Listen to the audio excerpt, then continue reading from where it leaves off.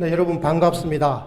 제가 광주 경총 1230회 강사로 이렇게 강의할 수 있는 기회를 주셔서 무척 고맙게 생각합니다. 행복이라고 하는 키워드로 한번 오늘 주제를 풀어보겠습니다. 인생의 목적이 행복이다라고 하는데 아마 반론을 제기할 분은 저는 없다고 생각합니다. 우리는 끊임없이 행복을 추구하고 있죠. 그래서 우리 대한민국 헌법 아마 제10조일 겁니다. 10조에 행복 추구권이 명시되어 있습니다. 우리 국민 모두가 행복을 추구할 수 있다. 이렇게 우리 헌법이 보장을 하고 있죠. 자, 그럼 이런 행복 추구해야 될 텐데 행복해지기 위한 현실적 조건으로는 어떤 것이 있을까요? 일단은 건강해야 되겠죠. 건강해야 되고, 그리고 일을 할 수 있어야 됩니다. 이 일도 자기가 하고 싶은 일을 할 수 있어야죠. 하기 싫은 일을 억지로 하는 게 아니라 하고 싶은 일을 할 수 있어야 되고, 그리고 가족 관계가 잘 형성되어 있어야 되고, 원만해야 행복할 수 있겠죠. 뿐만 아니라 사회 구성원의 한 사람으로서 공동체에 적극적으로 참여하고 참여 속에서 삶의 참 의미를 깨닫는 것이 바로 또 행복이다라고 말할 수 있을 겁니다. 그래서 건강, 일, 가족, 공동체 이 네 가지를 다 두루두루 잘할 수 있어야 또 이를 잘할 수 있는 조건을 우리가 얼마만큼 사회적으로 만들어 주었는지 거기에 따라서 사람들이 전반적으로 행복한지 그렇지 못한지가 아마 판가름 날 겁니다. 그래서 OECD에서는 이 행복 지수를 산출을 하고 있습니다. 그래서 정기적으로 조사를 해서 발표를 하는데요. 또 여러 학자들도 이런 연구를 하고 있습니다. 그게 BLI 지표라고 하는 건데요. 더 나은 삶의 지표라는 소리죠. Better Life Index라고 하는 건데요. 그럼 뭐 주거 환경이 얼마나 좋은지, 소득 수준은 얼마큼 높은지, 고용 조건과 고용 상태는 어떠한지, 그 다음에 교육, 환경, 시민의 참여, 뭐 건강, 이런 여러 가지 요소들을 고려해가지고 지표를 산출을 해봅니다. 결국 행복이라고 하는 것은 더 나은 삶이죠. 그렇습니다. 행복이라고 하는 것은 더 나은 삶인데 이 더 나은 삶, 즉 BLI 지표가 높아지려면 결국은 이 경제 문제가 해결되어야 된다는 겁니다. 경제 문제라고 하는 것은 바로 생산의 문제와 분배의 문제를 우리가 얼마나 잘 해결하는가 이게 달려 있는 거죠. 어떤 한 시기에 생산의 문제를 많이 해결해서 다시 말해서 생산성이 비약적으로 증가했다 하더라도 그 생산성 향상의 몫이 과실이 소수에게 만약에 쏠리고 절대 다수가 그거로부터 소외된다면 이건 분배의 문제가 있는 거잖아요. 그래서 생산의 문제와 분배 문제가 함께 해결되어야 되는데 그럴 때 더 나은 삶의 지표 이것이 더 나아지는 것이고 사회 구성원 전반이 행복해질 수 있는 거다 이렇게 말씀드릴 수가 있겠습니다.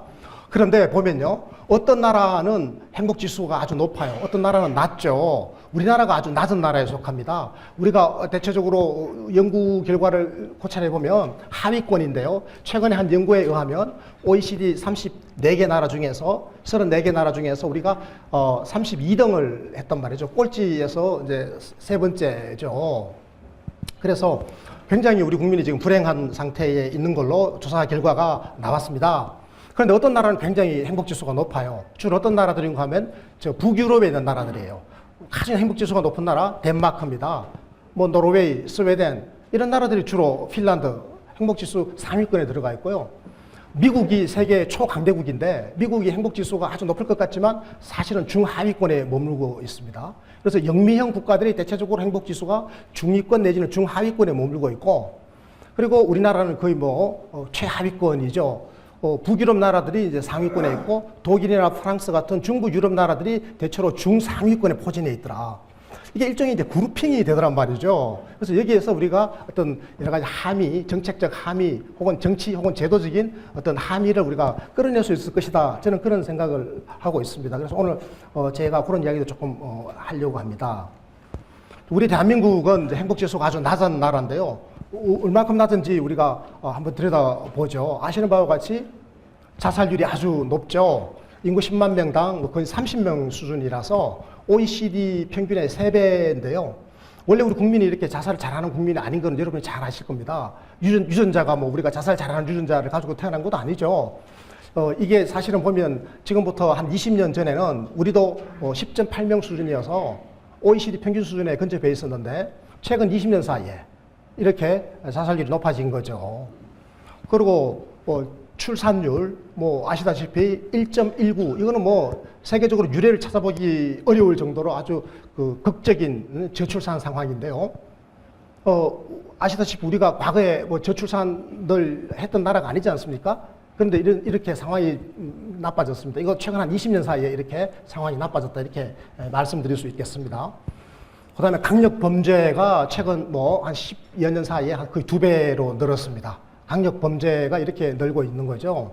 그래서 자살을 하거나 또 자손을 이게 번창하도록 하는 일을 하지 않거나 혹은 남을 해치거나 하는 이 전반적인 상황은 우리가 살아가는 사회, 우리 공동체가 행복과 좀 거리가 멀어지는 상황, 정반대의 상황이다 이렇게 말씀을 드릴 수 있겠죠. 이렇게 된 데는 사실은 아까 제가 말씀드린 것처럼 그 경제 문제를 해결하는데 우리 사회가 많이 실패했다라고 하는 겁니다. 성장의 문제는 우리가 한 시기에 굉장히 많이 잘 해결했는데 또 최근 한 15년 사이에 우리는 성장의 문제를 해결하는데도 실패하고 있고 동시에 이 분배 문제를 해결하는 데는 더 많이 실패하고 있다. 그것은 이제 상대적 빈곤율 지표를 보면 잘 나타나고 있습니다. 상대 빈곤율이 지금 15%쯤 되죠. 요것은 중위소득자 소득의 50%가 안 되는 사람의 비율이니까요. 우리나라에서 중위소득자는 소득이 아주 낮습니다. 중위소득자 소득이요. 그러니까 딱 중간에 있는 사람의 소득이죠. 이 소득의 절반도 안 된다라고 하는 것은 굉장히 가난한 겁니다. 사실은 거의 흑빈자에 가까운 수준이죠. 이 상대 빈곤율 수치가 지금 15%가 나온단 말이죠. 비율이. 이것은 유럽 복지국가들의 거의 2배에 해당되는 수치입니다. 우리나라가 지금부터 한 20년 전에는 우리도 유럽 복지국가들처럼 한 8% 수준이었습니다. 이게 2배로 늘어버린 거죠. 최근 20년 사이에. 이게 아마 그 자살률과 출산율, 이 여러 가지 문제들과 또 강력 범죄가 증가하는 이런 문제들과 아마 관련되어 있다라고 저는 판단하고 있습니다. 중산층 가구의 비율은 아주 급작스럽게 줄어들었습니다. 대체적으로 유럽 국가들이 중산층 가구의 비중이 70% 이상인데 우리는 지금 과거 74%까지 간 적도 있었는데 지금은 64%로 뚝 떨어졌죠. 상위 10% 인구가 전체 소득의 45%를 가져가는 나라가 지금 대한민국입니다. 미국이 상위 10% 인구가 48%를 가져가는데요. 우리나라가 미국에 이어서 세계에서 두 번째로 이렇게 소득이 한쪽으로 지금 편중되어 있는 상황입니다. 이런 식으로 지금 소득의 양극화가 심각해져 있다고 하는 말씀을 제가 드리는 거고요. 그 다음이 이제 고령화라고 하는 도전인데요. 이것도 정말 전 세계에서 우리나라가 지금 제일 빠르게 진행되고 있어서 굉장히 큰 문제입니다. 2014년 작년이죠. 작년 노인 인구 비율이 12.7%였습니다. 이게 지금 매년 0.4%, 0.5% 지금 막 늘어나고 있어요. 그래서 2017년, 지금부터 2년 뒤죠. 2017년이면 노인 인구가 14%가 됩니다. 14%가 되면 우리가 고령사회라고 부르죠. 고령사회라고 부르고 있고. 그래서 그로부터 또 한 9년 지나서 그러니까 올해부터 지금 11년 뒤죠. 2026년이 되면 우리 사회가 이제 초고령 사회로 들어갑니다. 노인 인구의 비중이 20%가 되는 거죠. 이렇게 되면 우리 경제는 굉장히 큰 부담을 안게 될 겁니다. 앞으로 제가 말씀드렸던 그 경제 문제, 생산과 이 분배 문제를 해결하기가 더 어려워지는 거죠. 사실은 지금 2015년 현재 그리고 내년까지 정도가 우리나라의 생산 가능 인구가 가장 높은 시기라서 지금이 사실은 인구학적으로는 우리 경제 문제를 해결하기에 조건이 가장 좋은 시기인데 우리가 지금 이 시기를 지금 제대로 잘 활용하고 있지를 못하고 있어서 저는 미래에 굉장히 지금 어두운 전망이 나올 수밖에 없는 그런 조건에 처해 있다 이런 말씀을 드리고 싶고요. 지금 현재 노인들의 상대 빈곤율이 53%나 됩니다. 노인의 절반 이상이 지금 상대 빈곤 상태에 놓여 있는 거죠. 이건 그 OECD 평균 13%에 비하면 4배가 넘는 겁니다. 우리나라 인구가 지금 노인 인구가 겨우 지금 12.7%인데 그럼에도 불구하고 이 노인들의 절반이 지금 상대 빈곤 상태에 있다라고 하는 것은 앞으로 노인 문제 해결이 우리에게 엄청난 도전 과제가 될 것이다라고 하는 것을 지금 말해주고 있는 거죠. 노인이 절대 빈곤 상태에도 굉장히 많이 놓여 있습니다. 지금 상대 빈곤 인구의 거의 절반은 사실은 절대 빈곤 상태에 있다. 이렇게 드릴 수가 있겠습니다. 지금 현재 GDP 대비 공공사회복지 지출의 비중이 지금 10% 정도에 그치고 있습니다. OECD 평균 21%를 넘는데요. 이거 지금 절반도 안 되죠. 그리고 주요 선진복지국가들은 대체적으로 거의 30%에 육박해 있는데 여기에 비하면 우리는 지금 3분의 1 수준입니다. 그러니까 우리 지금 대한민국은 저복지 국가죠. 그러니까 복지 기준에서 보면 복지 후진국이다 이렇게 말씀드릴 수 있겠습니다. 사실 이거 굉장히 끔찍한 수치입니다. GDP 대비 10%밖에 우리가 복지에 지출하고 있지 않는 것은 우리가 지금 분배 문제에 대해서는 너무나 지금 편향된 시각을 갖고 있는 거 아닌가. 성장 쪽으로만 너무 치우쳐 있었던 우리 사고가 근데 그것이 지금 총체적으로 문제를 일으키고 있다 이렇게 말씀드릴 수 있겠고요. 그래서 지금 우리 국민이 행복하지 못한 거다. 그리고 우리 국민들을 대상으로 통계청에서 사회조사를 해보면 응답자의 거의 절반이 스스로를 하층민이다라고 응답할 정도로 사실은 하층민이다라고 응답하려면 이게 아까 객관적인 조사에서 상대 빈곤율 15%였지 않습니까? 그 상대 빈곤 상태에 빠져 있는 15% 인구가 저는 하층민입니다라고 대답한다면 그건 정확한 거죠. 그런데 실질적으로 우리 응답자들의 인구의 절반이 스스로를 하층민이다라고 느끼는 것은 객관적인 데이터와 그 주관적인 느낌 사이에 엄청난 괴리가 존재한다. 그러니까 우리의 삶이 지금 굉장히 어렵다라고 하는 것을 이렇게 표현하고 있는 거죠. 한국 사회가 그래서 저는 패러다임 전환이 필요하다. 과연 이대로 계속할 수 있겠는가? 그러니까 경제 문제를 우리가 제대로 지금 해결하고 있는가? 지금 우리가 경제 문제를 해결하고 있는 패러다임이 앞으로도 계속 지속 가능하고 유효한가? 저는 그거에 대해서 근본적인 이제 문제 제기를 하고 싶은 겁니다. 아시다시피 우리나라 경제 체제는 말이죠. 경제 체계는 1997년도 겨울에 우리 사회를 강타했던 그 외환위기의 여파로 인해서 그 이후에 대한민국이 이제 구조조정의 과정을 겪으면서 소위 말하는 신자유주의적 방식의 구조조정을 겪어서 우리 시장의 자유화 정도가 굉장히 높아졌습니다. 이제 그 결과로 시장 만능의 경제 질서가 구축되었다라고 많은 사람들이 이야기를 하고 있고요. 저는 이 의견에 동의합니다. 그래서 시장의 자유화, 다시 말해서 작은 정부 노선이죠. 정부가 시장에서 발을 빼고 시장에 더 많은 의사결정권을 넘겨준 겁니다. 그런데 결과적으로 이것이 어떤 결과를 빚었는가 하면 재벌 대기업 중심으로 경제력이 집중되면서 대기업과 중소기업 간의 양극화라고 하는 새로운 경제 현상이 심각한 문제가 나타나 버린 거죠. 그래서 이 상태가 지속된다면 우리 대한민국이 지속적인 경제 성장을 하기가 어렵다라고 하는 진단이 이미 나와 버렸습니다. 그래서 이 시장 만능의 경제 체계, 다시 말해서 시장의 자유화, 이 작은 정부 노선이라고 하는 것이 결국은 시장의 민주화를 훼손했다. 민주화를 후퇴시켰다. 오히려 민주화의 과제가 엄청나게 요구되고 있다. 그러니까 자유화된 시장에서 어떤 경제 주체들, 예를 들면 중소기업이라든지 하청기업이라든지 이런 어떤 경제 주체들의 경우에는 오히려 자유가 구속당하고 있다. 이렇게도 볼 수 있는 거죠. 그래서 대한민국의 시장 만능의 경제 질서는 일정한 재편이 필요하다. 이제 이런 말씀을 드릴 수 있겠습니다. 이 시장 만능, 경쟁 만능의 이 경제 질서로 인해서 사실 어떤 일이 벌어졌는가 하면 아시다시피 대기업과 중소기업 사이에 불공정한 관행과 그리고 양극화가 엄청나게 심각하게 벌어졌죠. 생산성의 격차는 또 심화되어졌고 그리고 대기업은 지금 고용을 하지 않는, 고용 없는 성장을 하고 있고 고용을 하더라도 비정규직 고용을 하고 있고 그리고 중소기업과 하청기업들에게 엄청난 부담을 전가하고 있고 불공정한 방식으로 그래서 중소기업과 하청기업이 생산성과 이윤율이 떨어지기 때문에 그 부담을 또 그 노동자들에게 또 전가하고 있고 그래서 정규직 고용보다는 비정규직 고용이 더 늘어나고 해서 지난 15년 사이에 우리나라의 비정규직이라고 하는 것이 이제 하나의 문화 현상이 되어버렸고 전체 고용의 거의 절반에 가까운 사람들이 지금 비정규직 상태에 놓여 있고 정부 통계로만 하더라도 지금 32%가 비정규직인 가장 심각한 OECD 국가들 중에서 가장 심각한 지금 노동의 비정규직화 내지는 유연화가 진행되고 있다라고 하는 또 한쪽에서는 이제 또 고용이 또 과보호되는 그래서 지금 이 노동시장에 있어서 굉장히 심각한 지금 긴장감을 만들어내고 있는 이 상태가 과연 우리나라의 성장을 지속적으로 담보할 수 있겠는가? 굉장히 심각한 지금 우리가 도전에 직면해 있다.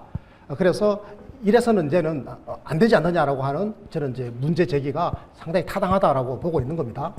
또 하나는 이제 복지 체계인데요.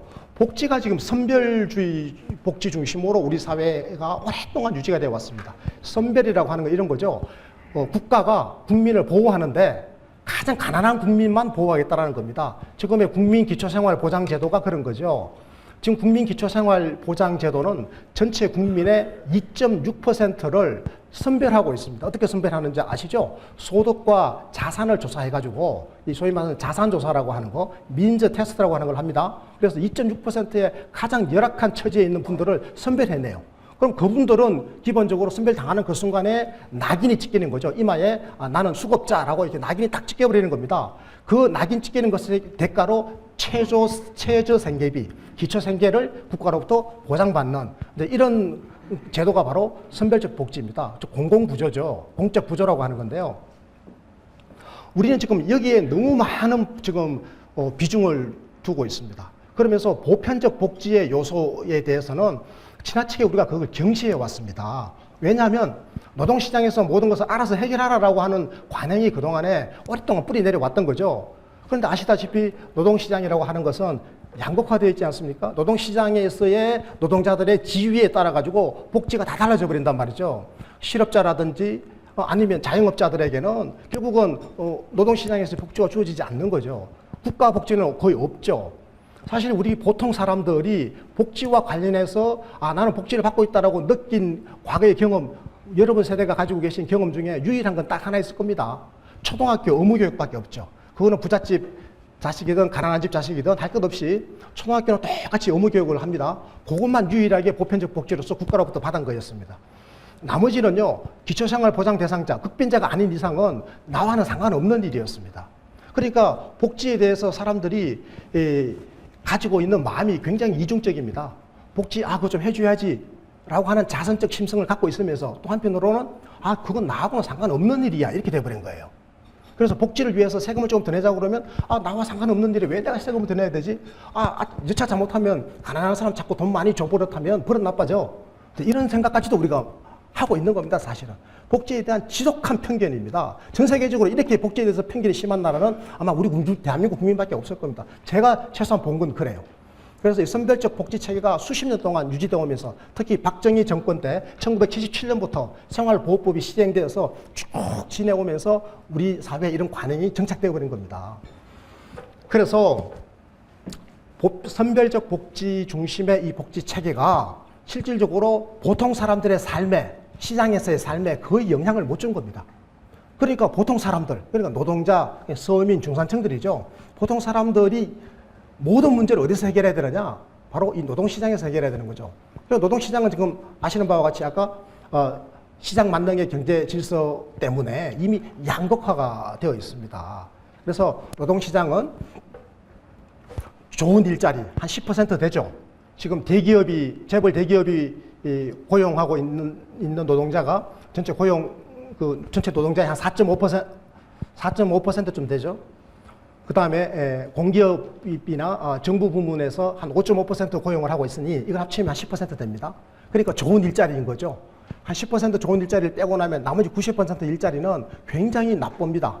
뭐 대부분이 중소기업 일자리 아니면 비정규직 일자리, 아니면 영세 자영업 이런 겁니다.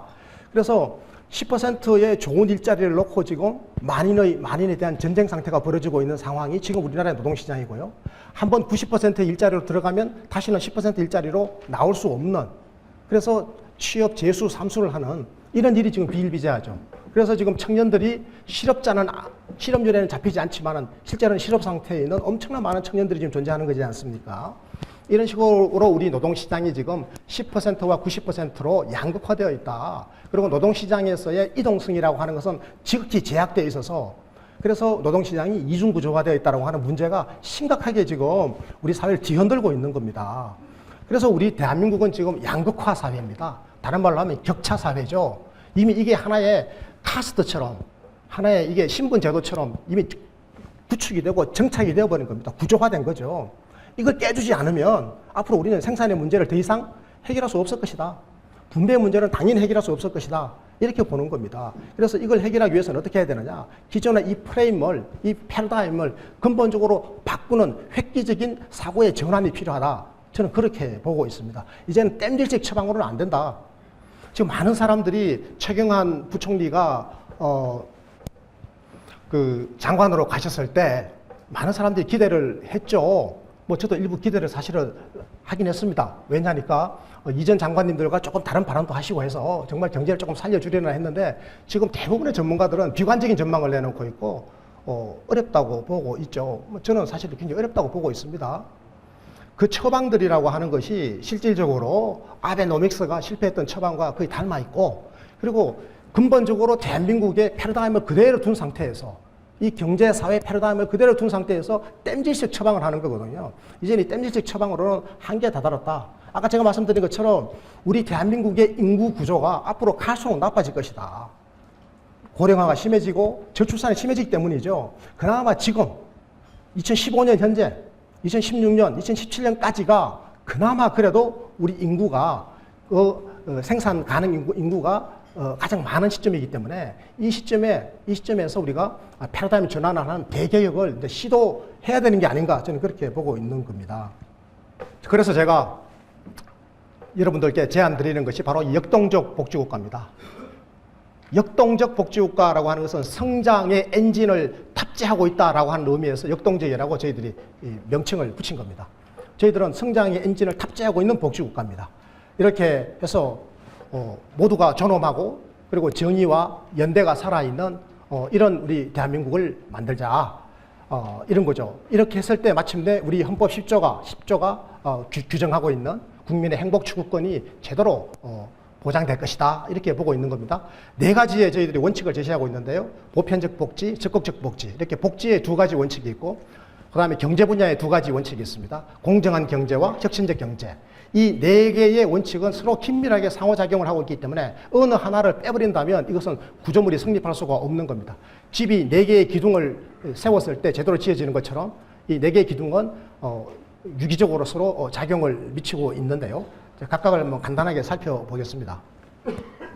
보편적 복지는 국민 모두에게 소득 수준과 무관하게 소득과 사회 서비스를 보장해 주는 제도적 장치입니다. 국민 모두에게이죠. 선별을 하지 않습니다. 국민 누구나 이 말이죠. 소득과 사회 서비스를 보장하는데요. 보편적 소득 보장이라고 하는 것은 이런 겁니다. 사람이 태어나서 죽을 때까지 호주머니에 어떤 일이 있더라도 돈이 떨어지는 날은 없어야 된다고 하는 겁니다. 사람이 돈이 없으면 굉장히 비루해집니다. 그런데 살다 보면 돈이 없는 순간이 생기죠. 그 순간에는 제도적으로 보장을 해주자라고 하는 겁니다. 그러기 위해서 사회보험이 있지 않습니까? 4대 사회보험이 그것인데요.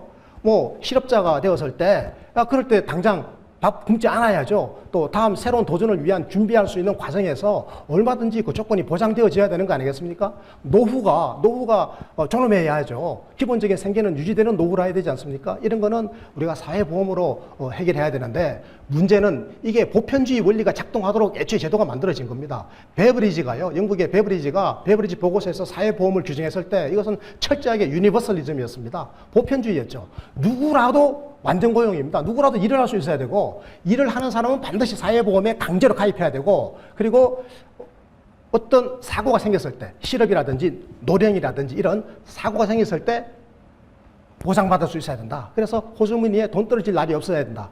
그래서 빈곤을 완전하게 해결하겠다. 제도적으로. 이게 베브리지의 구상이었고 이게 유럽 복지국가에서 실현된 거였습니다. 그런데 우리 대한민국에 이게 들어와가지고 엉망으로 망가져 버렸습니다. 여러분 아시다시피 누가 사회보험에 가입합니까? 정규직에 있는 사람들이 사회보험에 가입하죠. 비정규직에 있는 사람들은 사회보험에 별로 가입을 못해요. 실질적으로 국민연금에 가입해 있는 사람은 지금 현재 일하는 세대입니다. 20세에서 59세까지. 전체 우리 일하는 사람들의 절반만, 50%만 국민연금에 가입해 있어요. 나머지 50%는 어디 갔냐? 사각지대에 놓여 있는 거죠. 나중에 이분들은 국민연금 나이 들었을 때 한 푼도 못 받아요. 심각하죠. 이게 바로 보편주의 원리를 어긴 대가입니다. 나중에 이 엄청난 노령의 부담을 결국은 국가가 다 떠안아야 되는데 이 엄청난 일을 어떻게 하려고 합니까? 우리 후손들에게 이걸 다 떠맡겨야 되는데요. 그 노인들이 그냥 굶어 죽도록 내버려둘 수는 없잖아요. 그래서 제가 보편주의를 강조하는 겁니다. 지금 일하는 사람들, 지금 고용관계에 속해서 노동자로 일하고 있는 사람들이 오늘 당장 해고되었을 때 내일 실업급여를 받아야 되는데 받을 수 있는 사람은 전체 일하는 사람이 50%밖에 안 됩니다. 왜 그러냐? 상당수의 비정규직들이 여기에 가입을 안 해 있어요, 지금. 정규직들만 가입해 있어요, 주로. 그리고 가입 기간이 너무 까다로워요. 그리고 수령하는 급여액도 국민연금이든 고용보험이든 이게 너무 낮아요. 그래서 이거 갖고는 정상적인 생활하기가 좀 부족해요. 어려워요. 그러니까 사각지대가 너무 넓고 수령하는 금액이 너무 작아요. 즉 소득 대체율이 너무 낮아요. 사각지대와 넓은 사각지대, 낮은 소득 대체율. 이게 지금 보편주의 원리에 입각해야 될 사회보험 제도를 보편주의가 아닌 방식으로 운영함으로써 나타난 문제입니다. 그러니까 이건 심각하죠. 누구를 위한 제도입니까? 이것은 안정적인 일자리를 가진 정규직을 위한 제도로 지금 전락해버린 거죠. 그래서 우리가 보편주의로 가야 된다. 사회수당도 마찬가지입니다. 아동수당이라든지 학생, 장애인, 노인수당 이런 수당 제도는 보편적 소득 보장을 위해서 유럽 각국에서 다 하고 있는 제도인데 우리나라에서는 아직 잘 제대로 엄두를 못 내고 있죠. 지금 노인수당으로의 개념으로 지금 기초연금 제도를 도입해서 70%의 노인들에게 지금 20만 원씩 제공하고 있는 것은 사회수당의 개념으로 볼 수가 있습니다. 장애인에게도 지금 상급 이상 장애인들에게는 중증 장애인들에게 장애인 수당이 주어지고 있죠. 그리고 지금 아동수당과 학생수당은 아직 우리나라에 도입되고 있지를 못하고 있습니다. 자, 그다음 또 하나가 이제 보편적인 사회 서비스인데요. 저는 이게 또 결정적으로 중요하다고 생각합니다. 사람은 태어나서 죽을 때까지 누구나 꼭 필요로 서비스가 있어요. 그게 바로 출산 서비스, 육아 서비스, 보육이죠. 그 다음에 교육 서비스, 그 다음에 병원을 가야죠. 의료 서비스, 노인이 되면 요양이 필요하잖아요. 이건 누구나 다 필요로 하는 겁니다. 그래서 이걸 우리가 소셜 서비스라고 그래요. 이거는 국가가 제도적으로 국민들에게 보장해 줘야 되는 거거든요. 온 국민에게 다 보장해 줘야 됩니다. 그래서 실질적 보편주의를 이 분야에서 달성해야 되는데 이게 아주 굉장히 부실했어요. 그런데 최근에 들어와 가지고 보육 분야에서 큰 성과가 있어서 지금 우리 지금 아동들이 대부분 다 보육 좀 혜택을 누리고 있죠. 그리고 또 하나의 이제 성과가 있었다면 그건 국민건강보험입니다. 그나마 우리 모든 국민이 이 제도 득택에 지금 병원 문턱이 굉장히 낮아진 실질적인 효과가 있죠. 하지만 이게 보장성 수준이 낮아서 여전히 문제가 되고 있습니다. 전체 병원비의 한 63% 정도만 국민건강보험이 보장해주고 있고 나머지 약 37%의 의료비는 환자 본인이 부담해야 되니까 이 부담이 너무 높은 겁니다. 이 부담이 어느 정도 높은 거냐? OECD 나라 30개국을 대상으로 조사를 해보니까 우리나라가 27등이었습니다. 그러니까 OECD 국가들 대부분은 우리보다 보장 수준이 훨씬 더 높았던 거죠. 우리는 보장 수준이 너무 낮아요. 그러면 어떻게 해야 되죠? 사람들이 스스로 해법을 찾죠. 그게 바로 보험시장에 가가지고 민간보험에 가입하는 겁니다. 그래서 민간보험 가입률이 전 세계에서 가장 높은 나라가 우리나라입니다. 우리나라는 민간의료보험 가입률이 지금 70%입니다. 그러니까 20세 이상 인구 중에 70%가 민간의료보험에 가입해 있는 거죠. 이 정도로 우리가 지금 보편적 소득 보장이 부족하다. 이렇게 보편적 사회 서비스가 부실하다. 그래서 보편적 복지가 지금 모자란다라고 하는 말씀을 제가 드리고 싶은 겁니다. 그래서 선별주의는 아까 말씀드린 것처럼 사회적 낙인의 문제도 심각하죠. 그리고 선별해내는 데는 또 행정 비용이 굉장히 많이 들어갑니다.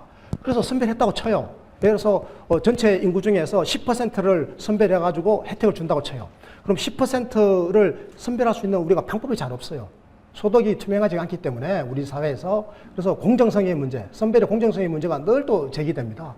그래서 엄청난 행정비용과 함께 공정성의 문제가 제기되는 이 선별주의 제도를 지속적으로 유지할 필요가 저는 이제 없다. 이렇게 보는 거고요.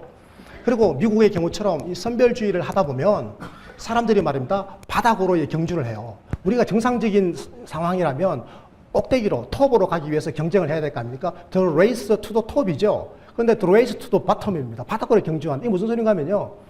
미국에서 의료 보호 대상자가 되는 것, 메디케이드의 수혜자가 되기 위해서는 가장 가난한 14%에 속해야 되겠죠. 그건 여기 들어가기가 너무 어려워요. 여기 들어가기 위해서 엄청난 백을 씁니다. 이 황당한 일이 벌어지는 거죠. 왜 그런가 하면요. 여기에 못 들어가면 자기 돈으로 민간보험에 들어야 되는데 4인 가족 기준으로 보통 평균 민간보험료가 월 150만 원이나 돼요. 그 비싼 민간보험료를 구입할 수 없으니 차상위 계층에 해당되는 15%의 미국 인구, 5천만 명입니다. 5천만 명은 의료보험 자체가 아예 없어버려요. 이 사람들의 소원은 뭐냐? 물론 위로 올라가는 거죠. 근데 위로 올라가는 게 안 됩니다. 미국의 시장이 너무나 경쟁 시장이다 보니까 시장 만능의, 경쟁 만능의 조건에서 웬만한 사람들은 시장에서 살아남기 어렵죠.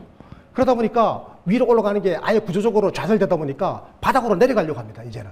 그래서 지금 5천만 명이 병원에 못 가는 그 문제 때문에 미국이 오바마 대통령을 중심으로 해서 지금 개선하려고 하고 또 개선하는 걸 또 방해하려고 하는 수많은 또 보험업계의 공작도 있었고 그래서 지금 한 발짝도 지금 진행이 안 되고 있는 상태에서 지금 교착 상태에 빠져 있는 거죠. 일부 개혁을 했습니다만 개혁 효과는 여전히 본질적 개혁 효과는 거리가 먼 것이기 때문에 그야말로 별 효과가 없는 걸로 지금 입증이 되고 있죠.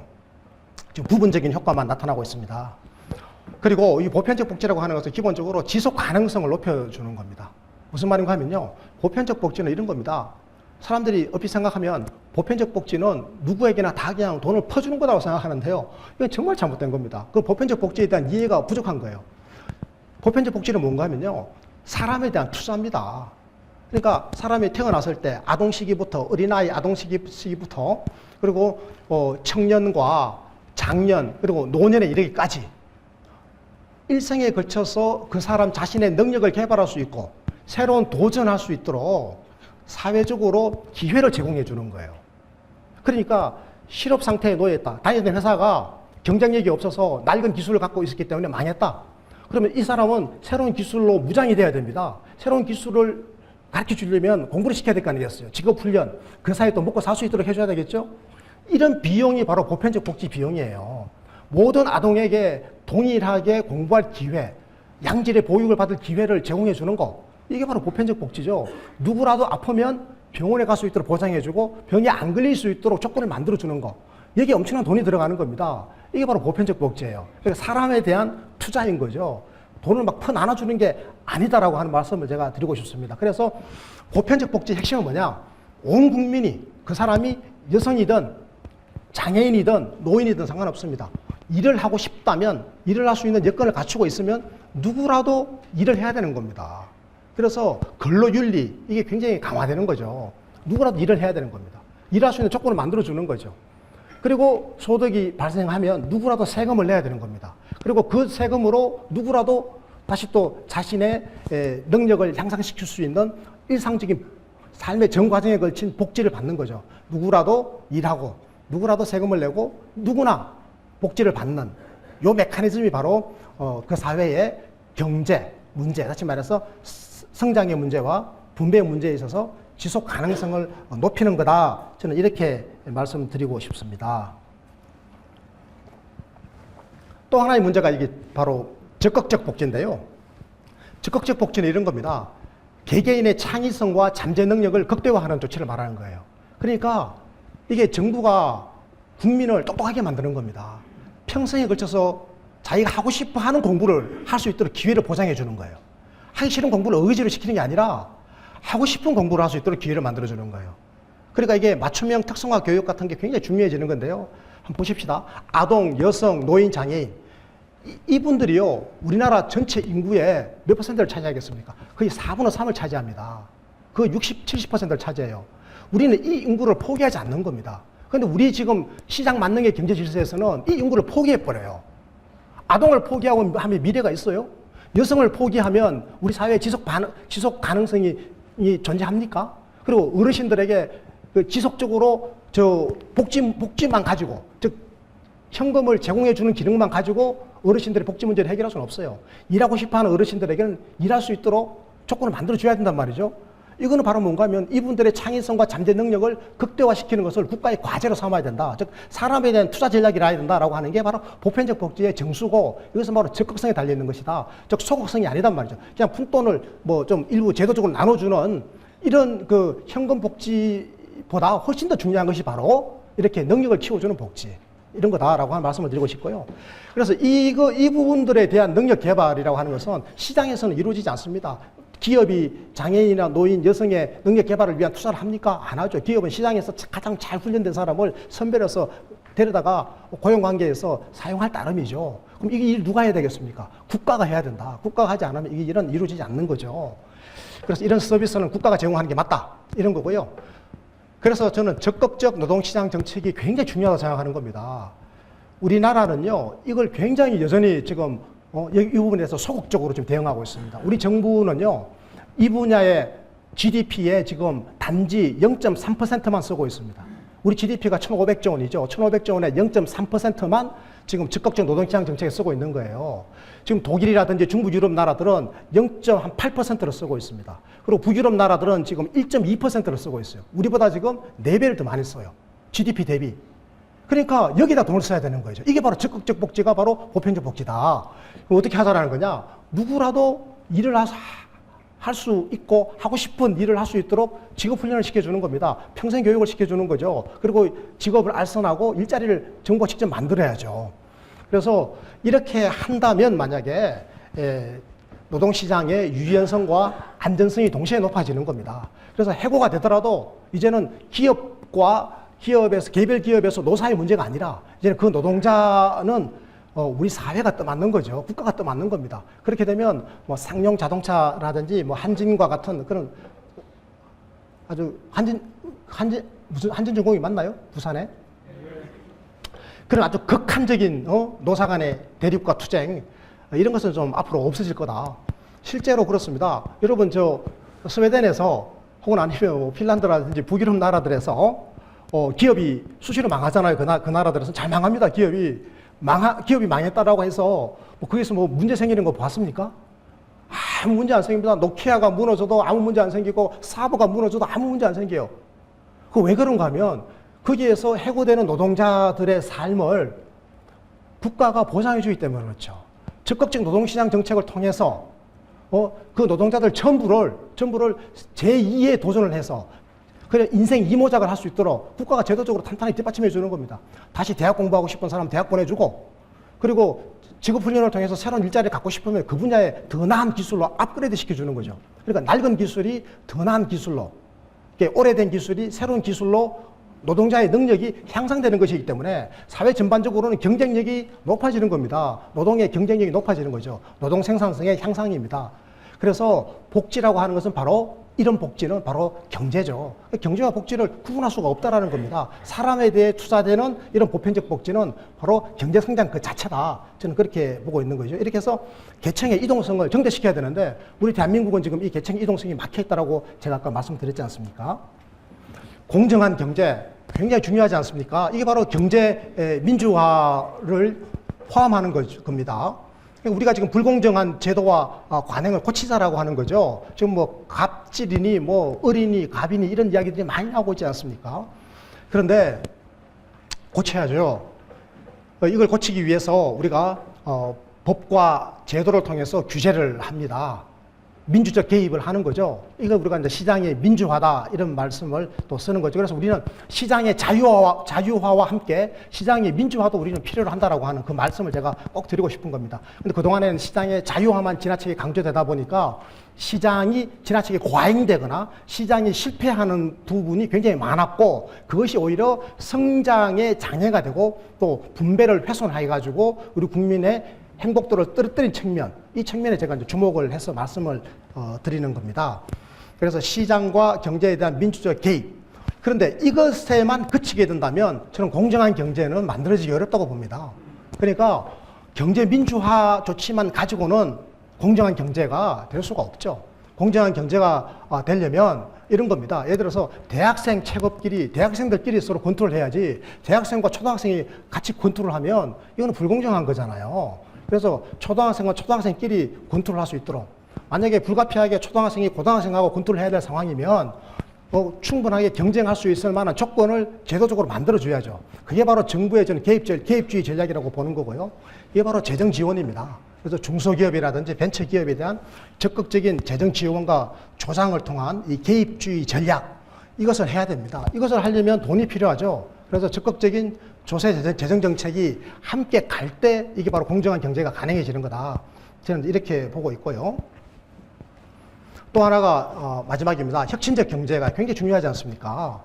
그래서 저는 우리 경제와 산업에 혁신 동력을 발굴하고 육성해야 된다고 하는 데는 전적으로 찬성하는 겁니다. 찬성하는 정도가 아니라 이게 우리의 지상 과제가 되어야 됩니다.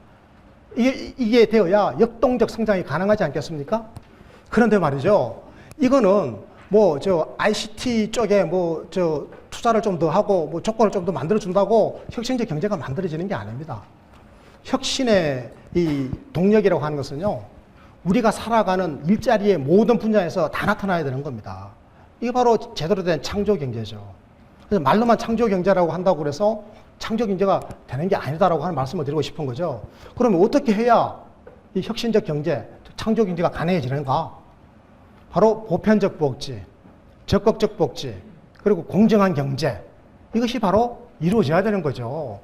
보편적 복지도 안 하고 적극적 복지도 안 하고 공정한 경제도 안 하면서 그러면서 창조 경제를 하겠다라고 하는 거는 그건 어불성설입니다. 그건 말이 안 되는 겁니다. 그래서 이렇게 네 가지 기둥이 긴밀하게 상호작용을 미치고 있다라고 하는 말씀을 제가 드리고 싶은 겁니다. 롤스가 이야기했던 정의론을 저술한 존 롤스가 이야기했던 바로 공정한 기회균등의 원칙이 작동하는 나라, 이 나라가 바로 우리가 원하는 역동적 복지국가입니다. 다시 말해서 적극적 자유가 보장되는 나라죠. 우리 청년들이 진심으로 자기가 하고 싶은 일이 있고 그 일을 하기 위해서 꾸준히 노력하고 있고 그리고 객관적인 검증에서 그 일을 할 만한 준비가 되어 있다면 그 일을 할 수 있게 해줘야죠. 이게 바로 적극적 자유의 보장이다. 그래서 적성에 맞고 하고 싶은 일을 해야 되는 겁니다. 이게 바로 행복의 길이죠. 그런데 우리 국민들이 불행해하는 것은 이게 안 되는 겁니다. 우리 대학 졸업생들이요, 취업을 합니다. 대부분은요, 적극적 자유가 보장되는 취업을 한 게 아니에요. 지가 원하는 일을 한 게 아닙니다. 그냥 아무 데나 들어간 거죠, 일단은. 그리고 또 금방 그만두고 나와요. 또 취업 재수 삼수하고요. 그래서 이런 문제를 우리가 구조적으로 해결해야 되는데, 근데 이게 굉장히 어려워요. 만약에 이걸 할 수 있다면 박근혜 대통령께서 말씀하신 창조 경제가 가능해지는 겁니다. 창조는 어디서 나옵니까? 그 일을 하고 싶어서 미치겠는 사람들이 그 일을 할 때 창조가 나오는 거예요. 창의성이 나오는 거거든요. 하기 싫은데요, 그 일을 시켜보세요. 아무리 장시간을 시키더라도 남의 거 뺏기는 건 해요. 뺏기는 거 따라가는 경제. 카피 경제죠. 소위 말하는 추격자 모델입니다. 추격자 모델로서의 경제 모델. 지금까지의 대한민국 경제 모델이 그거였죠. 남의 거 뺏기고 좀 더 세련되게 다듬고 해가지고 팔아먹는 거. 이거는 우리가 대단한 창의성이 필요 없어요. 그냥 열심히 하면 됩니다. 길게 일하면 돼요. 그런데 이제는 그런 경제 시대가 지나갔지 않습니까? 이제 남의 거 뺏기는 건 중국이 우리보다 더 잘해요, 이제는. 그럼 우리는 어떻게 해야 되느냐? 이제는 창의적인 경제 모델로 가야 된다고 하는 데 대해서 동의하지 않는 분들은 이제 없죠. 그러면 창조 경제로 가는 건 맞습니다. 그걸 하기 위해서는 바로 하고 싶은 일을 할 수 있도록 하는 적극적 자유를, 공정한 기회균등의 원칙을 정부가 보장해 줘버려야 돼요. 그럼 이걸 보장해 주려면 어떻게 해야 되느냐? 바로 오늘 제가 말씀드리고 싶은 이야기의 핵심인데요. 10%의 좋은 일자리와 90%의 나쁜 일자리 사이의 이 만리장성, 이 엄청난 격차를, 양극화를 해소해 줘야 되는 겁니다. 아시겠습니까? 제가 오늘 말씀드리고 싶은 게 바로 이거예요. 그러니까요, 지금 우리 대한민국은 10%의 좋은 일자리에 가면 굉장히 좋습니다. 국가복지가 필요 없어요. 회사가 다 해주는데요. 국가가 반값 등록금 주는 거 하나도 반갑지 않습니다. 회사가 온값 등록금을 다 대주는데요. 무슨 반값 등록금이 반갑겠습니까? 회사별 복지가 완벽한 그런 10%의 좋은 일자리, 그리고 90%의 나머지 일자리는 아무것도 없습니다. 임금도 낮아요. 복지도 별로 없어요. 어떤 일자리는 복지가 아예 하나도 없어요. 게다가 고용도 불안정해요. 이 사람들, 이 90% 국민의 지금 불행, 그리고 이 사람들의 불행하다라고 하는 외침이 지금 우리 사회를 불안정하게 만들고 있는 겁니다. 이게 바로 민생 불안의 현 주소죠. 그래서 일자리 간의 양극화를 해소해야 되는 겁니다. 과거처럼 소수의 10%의 똑똑한 사람들의 재능으로 남의 걸 뺏겨가지고 추격자 모델에서 살아남은 우리 대한민국 경제는 더 이상 지속될 수 없다라고 하는 게 제가 드리고 싶은 말씀이고요. 그래서 우리는 박근혜 대통령이 말씀하신 것처럼 진짜로 창조 경제를 해야 된다라고 하는데 저는 100% 동의하고, 그것을 위해서는 보편적 복지, 적극적 복지, 그리고 공정한 경제가 제도적으로 보장되어져야 된다라고 하는 말씀을 제가 드리고 싶습니다. 그래서 양극화를 해소해야죠.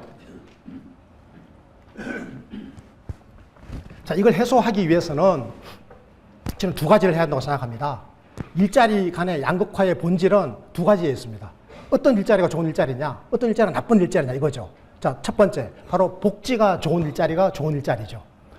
지금 재벌 대기업 회사에 다니면 복지가 굉장히 좋습니다. 스웨덴이나 북유럽 나라들의 국가가 주는 복지보다 훨씬 더 좋은 복지를 누리고 있어요.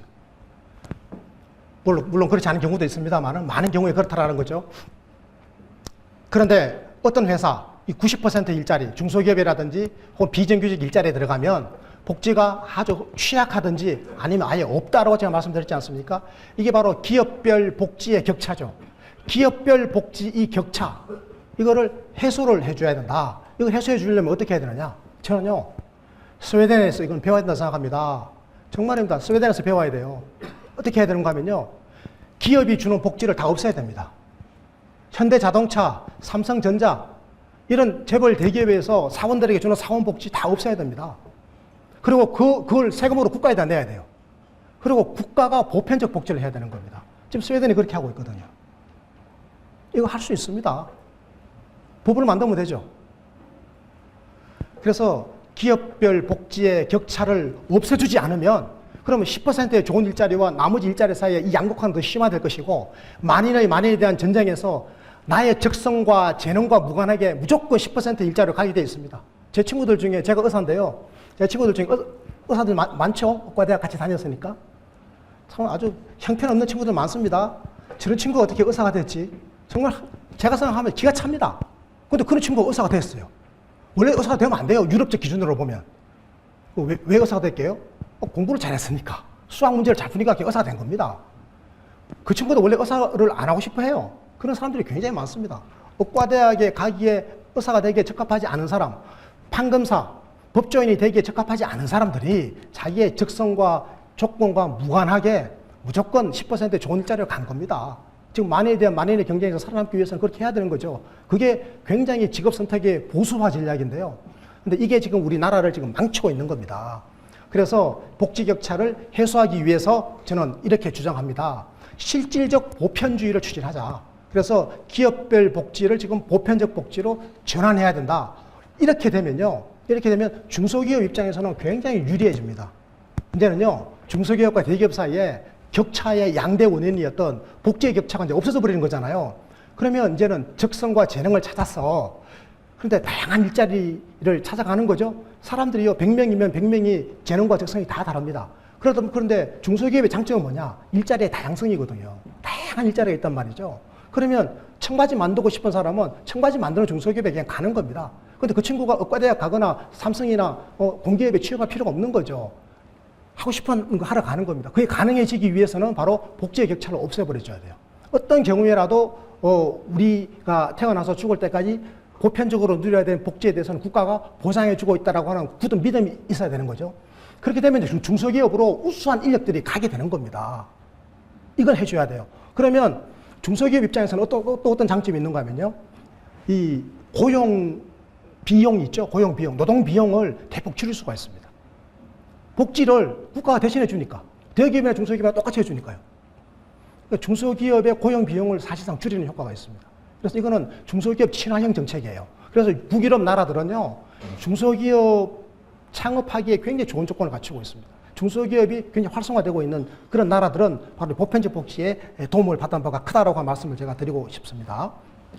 그래서 함께 만드는 행복한 나라로 저는 이제 가자라고 제안을 드리고 싶은 건데요. 그래서 복지국가, 역동적 복지국가를 만들려면 세 가지가 필요합니다. 복지국가의 담론과 정책을 연구하는 거요. 그동안에 저희 사단법인 복지국가 소사이어티가 2007년에 발족해서 지난 8년 동안 굉장히 열심히 이 일을 해왔습니다. 그래서 보편적 복지라고 하는 개념을 우리 사회에 공론화하는 데 기여했고, 복지국가라고 하는 것을 정치사회적 의제로 만드는데 결정적인 기여를 저희들이 했습니다. 그래서 앞으로 이러한 내용을 우리 국민들이 더 많이 알 수 있도록 해야 되겠다. 그러기 위해서는 시민운동이 필요하죠. 그래서 지역에, 각 주요 지역에 복지국가 소사이어티 지역 조직을 만들어서 앞으로 국민운동을 지속적으로 펼쳐나가려고 합니다. 그래서 보름 전에는 광주에서도 광주 복지국가 소사이어티가 출범을 했습니다. 많은 관심을 가져주시길 부탁드리고요. 세 번째는 복지국가 정치 세력화입니다. 그러니까 다시 말씀드리자면 복지국가라고 하는 것은 법과 제도를 고쳐서 만드는 겁니다. 그럼 법과 제도는 누가 만드느냐? 국회에서 만드는 거죠. 우회 민주주의, 다시 말해서 대의정치 체제에서 이것을 하는 겁니다. 그래서 저희들은 복지국가 정당 정치 질서를 굉장하게 중요하게 저희들은 바라보고 있다.